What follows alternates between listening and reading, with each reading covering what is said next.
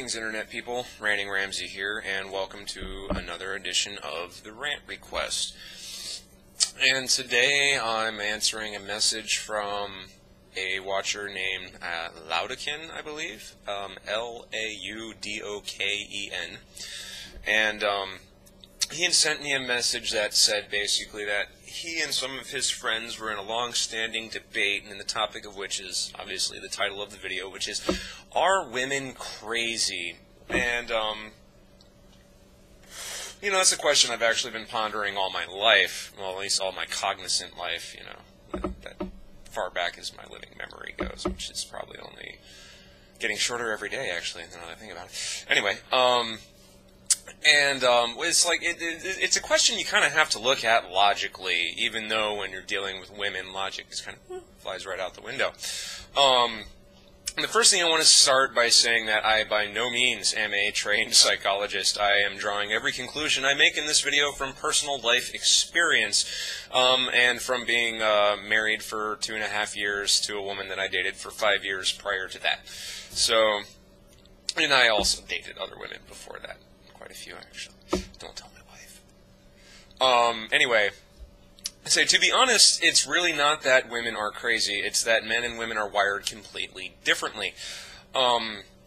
It's just a complete and total, like maybe you say cross-wiring, maybe nature's sick joke or God's sick joke, if you believe in God, that, you know, our brains are just literally like almost complete and total polar opposites when it comes to the personalities they develop. On the general average, yes, there are always exceptions. We're taking it for granted that you are going to have exceptions, so we're speaking in absolutes because we're taking it for granted that everyone understands there is an exception. Yes, I was just extremely redundant there, but because I wanted to really get that point across. So anyway, an example of this, how we're wired differently, is, it was actually, I overheard my wife's gynecologist say this to her. Don't ask. That women are gatherers and men are hunters, and so I kind of investigated that theory a little bit, and what does it basically mean? And what I've come up with is that gatherers, by definition, seek out a place of stability.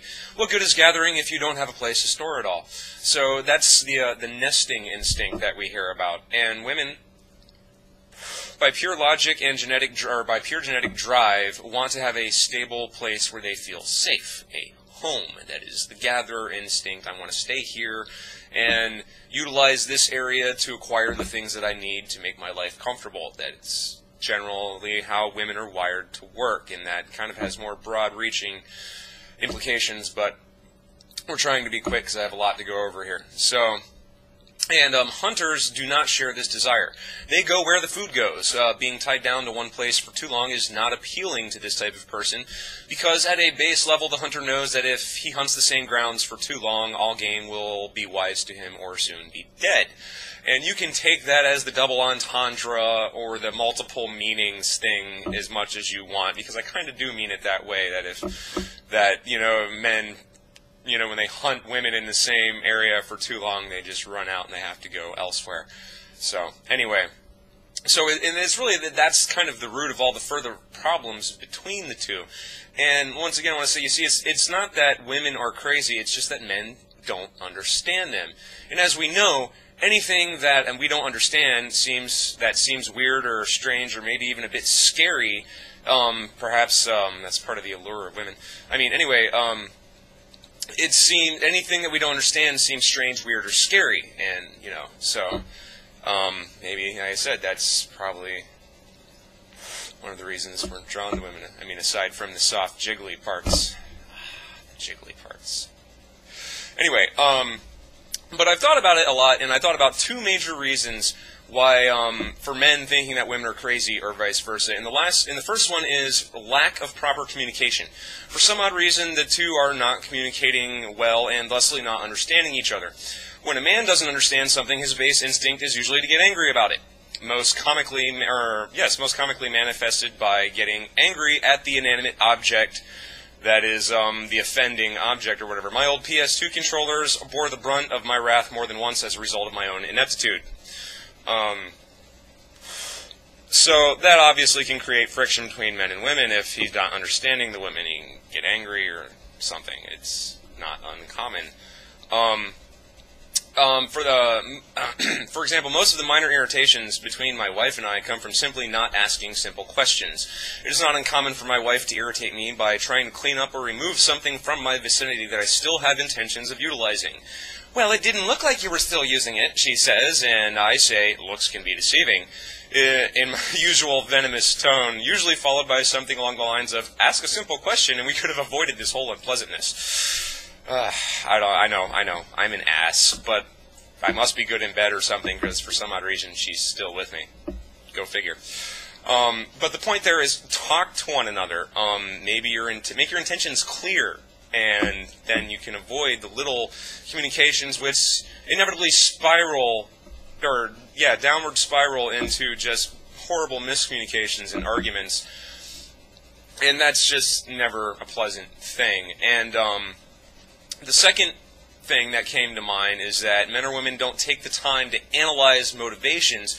In other words, they're being selfish. They're not stepping outside of themselves to think what the other person could want. And many times an argument can be avoided by simply stepping outside oneself for a brief moment and considering why the other person may be acting the way they are.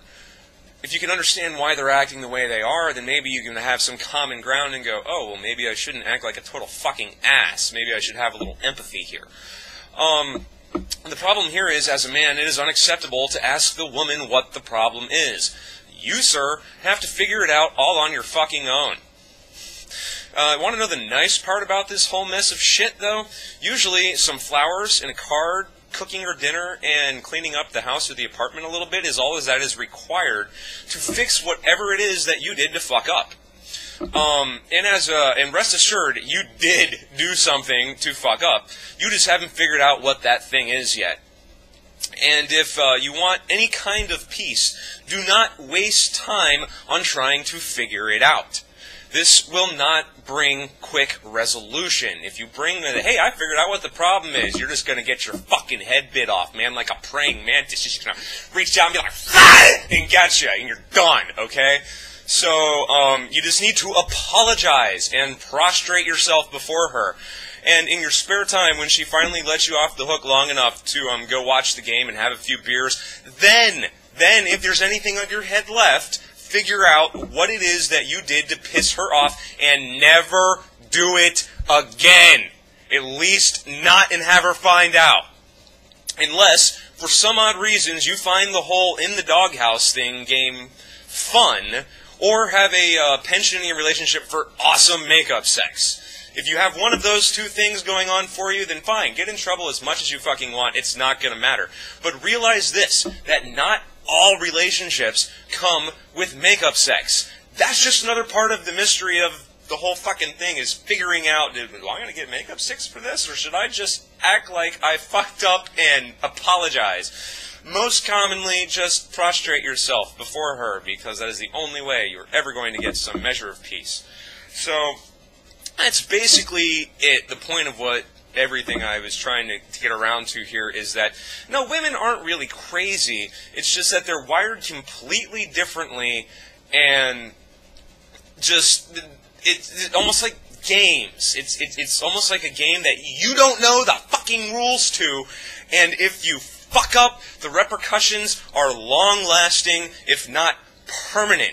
So that's just the mystery in the game of a relationship, is trying to figure out what the fuck the rules are. But the problem is, they always change, because as soon as you figure out the fucking rules, they have to change, because one of the rules, and this is a secret, don't fucking tell anybody, one of the rules is you're not allowed to know the rules. Fucking sucks, doesn't it? Hey, did you get all that, man? Shh. I almost forgot to tell you. One of the other rules is that you're always wrong. Don't let her know you know.